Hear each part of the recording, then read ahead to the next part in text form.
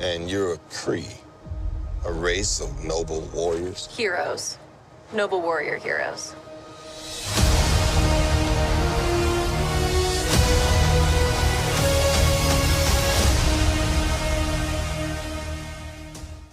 What's up, true believers? Welcome to Hard in the Paint, where we go hard in everything that is Marvel, DC, TV, film, comics, you name it. We go hard in all those things. And if you are a fan, please hit that subscribe button on any podcast outlet. If you are on the Anchor outlet, please hit that favorite button. Thank you so much for listening, and let's get ready for this brand new episode. Let's go.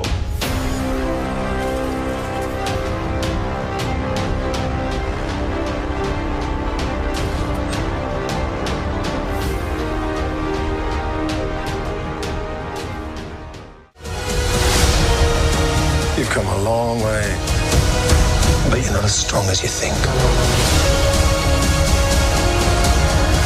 This war is just the beginning. I'm not gonna fight your war. I'm gonna end it. What's up, true believers? Welcome to another exciting episode of Hard in the Paint podcast. Hope your day is great. Just as I promised, I'm here to break down the Captain Marvel power traits in this episode. Not all of them, but just a few of them. And then as well as releasing a series after this of videos or episodes that, just breaking down her traits and a little bit her backstory and just really educating you guys going into March because, a lot of y'all might not even know that much about Captain Marvel. Some of them just know that, hey, didn't Captain Marvel used to be a guy? Yes, we're going to break down all those things and what makes her different from every other character that MCU has ever done. So that's going to be in this episode. And also, I wanted to update you guys with some information on the Avengers Prelude comic. Now, we didn't really touch that much basis on it, but I do want to bring this up right now that the Avengers Prelude comic just dropped today. Now, if you do know, around Infinity War last year, there was a Prelude comic that came out just maybe, I don't recall if it was maybe a couple of weeks ago or even before, maybe a month ago before Infinity Wars came out, that a Prelude comic came out and just gave a backstory of its current state of the Avengers and where everybody's at. It was really, really good content and actually released content that, we didn't really know. Now, if you did read the comic, you kind of knew what you were going to get yourself into. So it was really, really good comic. But this year, a lot of people, y'all, are upset because they believe that they've been trolled by Marvel Studios, which I think they have been, and you guys all have been. I saw the comic already, and there's no prelude in it. There's no material, there's no content, there's no leaks or spoilers or anything like that in there. It's literally the exact same movie. I mean, what we saw in Infinity Wars, exact same content. You're not missing anything with this. So it was, on my end, it was kind of humorous. I'm not upset about it. There's some people that are upset, but I'm just not that kind of fan. So Marvel Studios put out that comic, and if you want to get it for a souvenir and collect it, that's great, but you're not going to get it. If you are wanting to learn that kind of information, you are not going to get it, don't get it at all. So again, Marvel's Prelude comic was a bust, if you want to say. So I wouldn't really just recommend getting that. So you're not missing anything because we already saw the movie. That's exactly what's in the Prelude comic. And are they even wrong with the title? It's actually a prelude to what we're getting into in Avengers 4. So it's kind of accurate in a way. But I'm not angry about it. But I just wanted to do that before we get into our segment of Captain Marvel's power traits. All right, stay tuned, guys. All right, guys, so let's get into the Captain Marvel power traits, okay?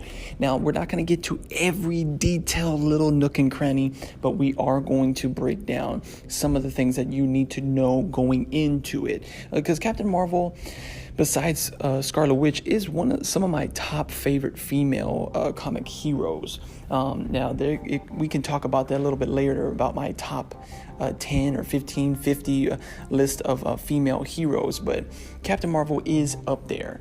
And I'm really, really glad that the MCU is adding that. So as soon as we heard that Captain Marvel was released, or was going to be released in the Phase 3 of the Phase 3, I guess, conference for Marvel Studios, I knew things were going to get really, really cosmic.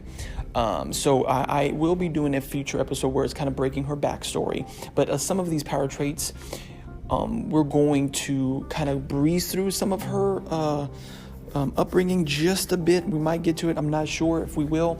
I don't really like causing these podcasts to be very, very long. So we're just going to kind of just jump right into it. So one of the things that we did mention this morning, that one of her powers that she has is energy absorption and manipulation. Captain Marvel, she gained many superhuman abilities from her fusion with Mar-Vell. Now, Mar-Vell, we thought was in the movie that's coming out, is going to be played by Jude Law, but I'll just stop there and just say that might not be true. Okay, it is pretty much obvious that Mar-Vell is going to be Jude Law, but there might be a little twist to that. But anyways, just getting back to it, she gained her superhuman abilities from her fusion from Mar-Vell, but one of the most useful and remarkable is the ability to absorb and manipulate energy. Now, you saw that. We're going to talk about a little bit when she goes binary in just a bit. But yes, she can absorb various types of energy, including common energy forms like electricity, and use that to enhance her own physical powers. This energy manipulation is the basis of most of her power set, allowing for many aspects of her strengths, durability, and flight. So because we even saw her fly in space, she can survive in space. It also provides a small amount of, I would guess you would say, this really controls that and allows Captain Marvel to transform into her costume. So Mar-Vell, not Marvel, but Mar-Vell usually absorbed energy from a solar radiation. We're going to talk about radiation in a little bit, gaining power from the sun, similar to Superman. So a lot of Captain Marvel is associated with a lot of the things that Superman can do on the DC side. However, Mar-Vell and Captain Marvel can both use a host of different energy types to power their abilities, meaning they don't have to rely strictly on the sun. In one case, Captain Marvel can even absorb the energy of a fellow superhero. So that kind of sounds like we're getting into the rogue territory, but not really. So their energy abilities have been used to simulate other powers, such as simulating telekinesis by manipulating the energy around an object. So energy manipulation and the absorption of have occasionally been shown to provide other powers, such as... Sorry guys, it kind of cut me off right at the end of it. We had little technical difficulties on my end, but we literally just finished that right at the end. So the next power that we're going to be going over, the power of Captain Marvel here, is the precognition and the cosmic awareness. This is one of the biggest ones I do want to cover, because that's what a lot of people don't know about it. Not a lot of people know about these powers that Captain Marvel has. I mean, we do see her fly. We do see some sort of that Super Saiyan quote that a lot of people are saying after they saw the trailer too. But a lot of this is that power of the cosmic awareness as well as the precognition. So breaking it down a little bit, Captain Marvel's Kree conversion left her with a sensory awareness far beyond the limits of ordinary humans, okay? She developed a cosmic awareness and precognition that allowed her to sense danger before a crisis even started. Now, this might open up some complications, because if that is right, where the heck is she? Or where is she around Infinity War? If she knows this, where is she? But I do think the Skrull in Kree War does kind of, I think she is off in space, as well as Marvel Studios confirmed that she is away. She is out in space. She might be fighting this long war, and it might, to her, be a little bit outweighing of what Thanos is doing. Or maybe when they hear about Thanos around the galaxy, oh, Thanos is out trying to get those Infinity Crystals, and Captain Marvel might be, oh, you know what, I got better things to do. He's not going to get them, but he did. So that's just speculation. That's me just assuming. So yeah, but coming back into that conversion, this was called her seventh sense, okay?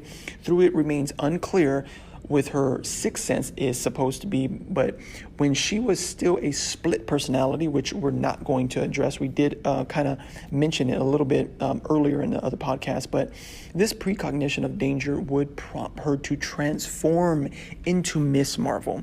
So Miss Marvel, I don't think we're going to get, but we may get it from some of the other castings that were added to this production.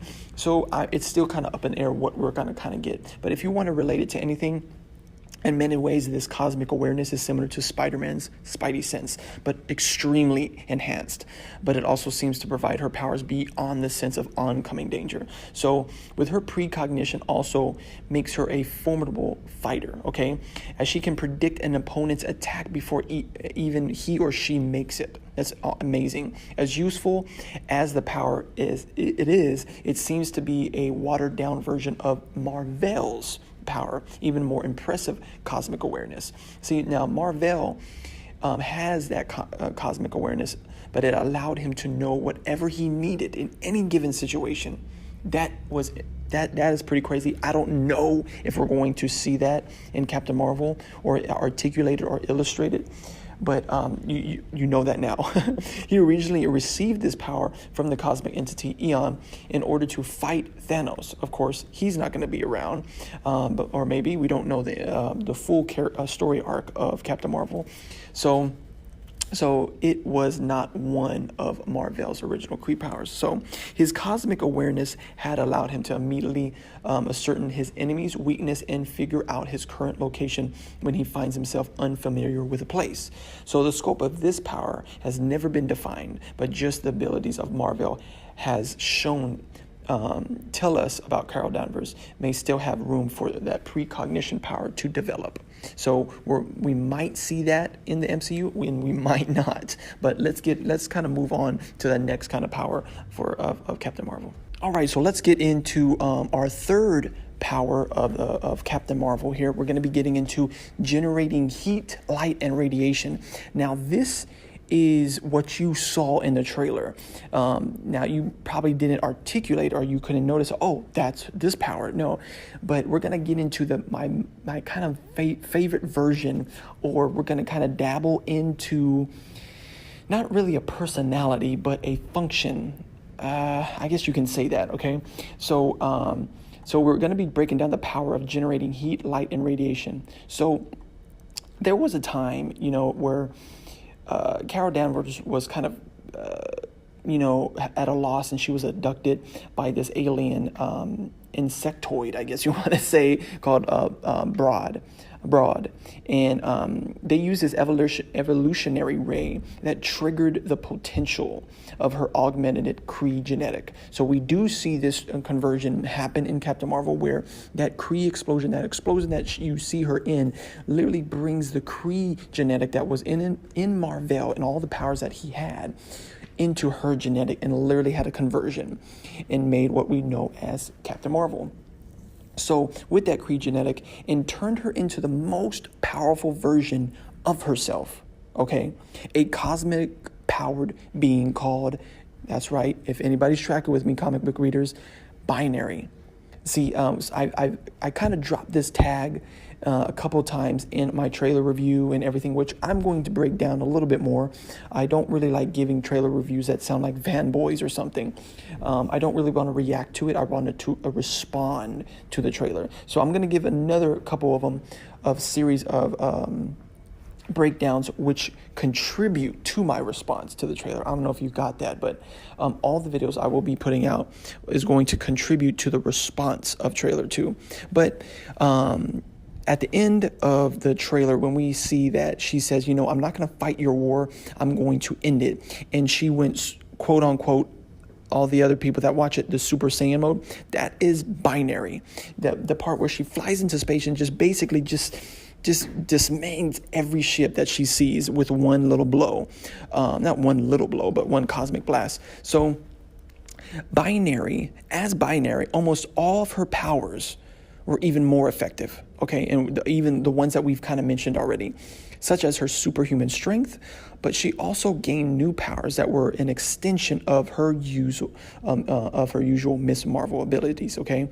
So she was able to manipulate energy in even more ways. So that's going to be something that is going to be fascinating, which I think Marvel Studios will hit the home run with that here. Her binary powers allowed her to not only manipulate and absorb energy, but also generate it. Okay, so she becomes a generator of that energy. Okay, this gave her full control over stellar energies such as heat, light, and radiation. She eventually lost her binary powers, but she could regain them afterwards if powered up enough energy absorption. So you can kind of see how the comic book readers after the trailer did say the Super Saiyan, because as in, if anybody Dragon Ball Z fans, Goku gained that power over time with so much energy absorption with the relationship or the added addition of his anger because of all his people that he lost at that time. So I know that was really stretching in the past there. But these powers were a result from a boundless supply of energy to draw upon. So the intensity of her energy powers is dependent on the energy she has on hand in her environment. In her normal form, okay? So that is the Captain Marvel. Power number 3 that we want to break down is the generation heat, light, and radiation, which again, guys, you know, my favorite one is the Captain Marvel when she goes binary. It's totally insane. All right, moving on to the next.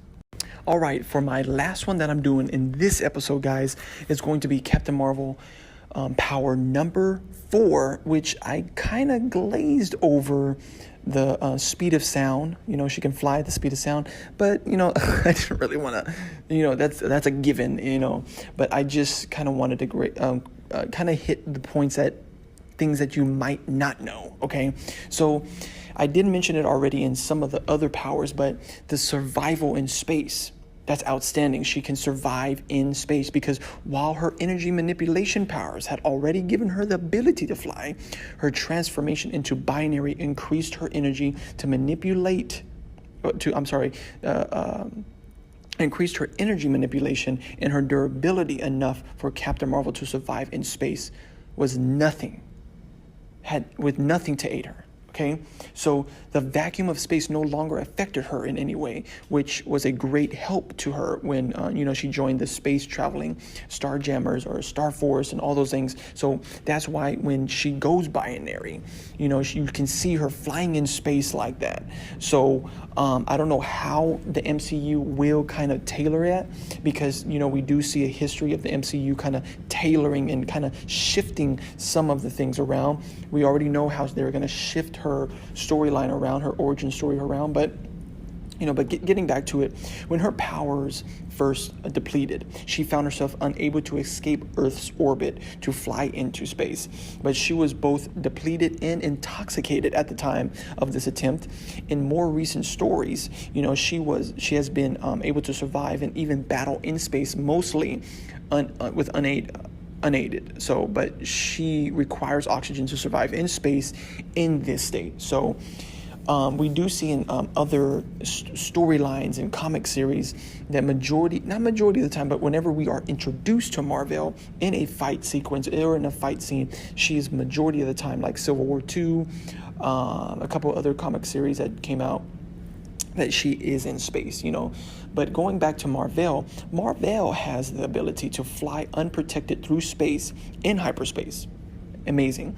So Carol Danvers should theoretically be able to survive in space if her full powers are available at her, which is in binary. Okay, so depleting on which version of depending on which version of Captain Marvel we're talking about, the MC chooses, we will see this happen. Okay, and I really think that we will see it happen, and maybe not in a hyperspeed way, maybe in maybe a time frame that she can be spent in space when she does binary. So that's going to be something that's going to be very, very interesting to see what direction and which Captain Marvel that the MCU chooses. But all right, guys, but that's it. We're only going to hit 4 points, guys. If at any time that you wanted to add a little bit more, or just some of your comments, some of your feedback, hit that callback button on the Anchor app. So if you are listening to any other podcast outlet, please hit the subscribe, but also head on over to the Anchor app and favorite me, and hit that callback button to be featured on a episode. Okay, so tomorrow's episode, I'm going to be breaking down and answering Jez's question that she commented on this channel. So you can hear it this morning in earlier podcast, what it sounds like. So guys, hit that callback button to be featured like Jez was. So, but tomorrow I will be doing the episode where I will be addressing that question of the Avengers number 200, I believe she addressed, and basically the transition from the male Captain Marvel as well as the female Captain Marvel. So I'm going to be breaking that down all tomorrow, guys. So a lot of Captain Marvel content, as well as when we're coming up to Friday. Just a reminder for the trailer watchers here, for the watchers, that the trailer, Avengers 4 trailer, will be Friday morning for sure. Okay, guys. So again, thank you guys so much for taking time out of your busy day to hear me rant about this stuff. Again, I'm Justin, and this is Heart in the Paint. Before you leave, there's an awesome opportunity, guys, to donate to this podcast. Guys, we have already hit over 2,000. I cannot just stress that enough, because it's such a great accomplishment personally as well as for this channel. We're going to be good at getting so much more content out. But as you go and donate to this channel, there's so much more. All that goes back into the channel to make it better, to get more content, as well as guest speakers and all that good stuff, even giveaways. We want to be that podcast we just give away to you guys. So head on over to anchor.fm/Heart in the Paint podcast. I say again, anchor.fm/Heart in the Paint podcast. Throw $10, throw a $5 bill, man. Shoot, I know it takes some time to throw 100, but hey, guys, donate. If you love this content, if you're a Marvel fan, all that kind of good stuff, you really love the channel, just donate, guys. I appreciate every single one of you guys that listen on all the outlets, all the platforms. We are on 10 platforms, guys.